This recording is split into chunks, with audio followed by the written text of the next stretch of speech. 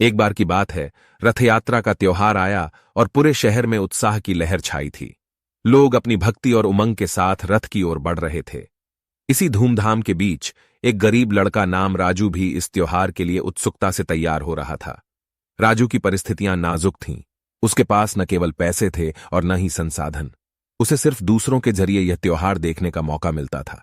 उसके मन में आशा और इच्छा तो थी कि वह भी रथ यात्रा के समय मंदिर जा सके और भगवान के दर्शन कर सके।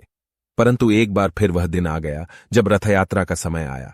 लोग आनंद और उमंग के साथ रथ के पीछे चलने लगे और राजू बेहोशी की हालत में देखा जाता है। लोगों ने उसे लेने की कोशिश की, लेकिन कोई नहीं था जो उसे मदद कर सकता था। यह सब देख रहा था एक ब्राह्मण पुराने बूढ़े व्यक्ति ने राजू को ध्यान में लेते हुए कहा, बेटा, तुम मेरे साथ आओ, मैं तुम्हें मंदिर ले जाऊंगा। राजू अचंभित हुआ और उसके चेहरे पर एक मुस्कान आई।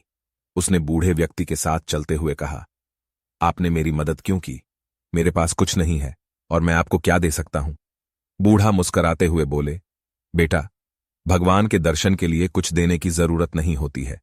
जब भगवान हमें अपने पास बुलाते हैं तो हमें सिर्फ उनके प्रति आदर और प्रेम रखना चाहिए।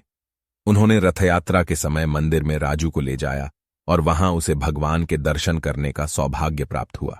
राजू की आंखों में आनंद की किरणें चमक उठीं और उसने अपनी प्रार्थना की कि भगवान उसे सदैव आशीर्वाद दें।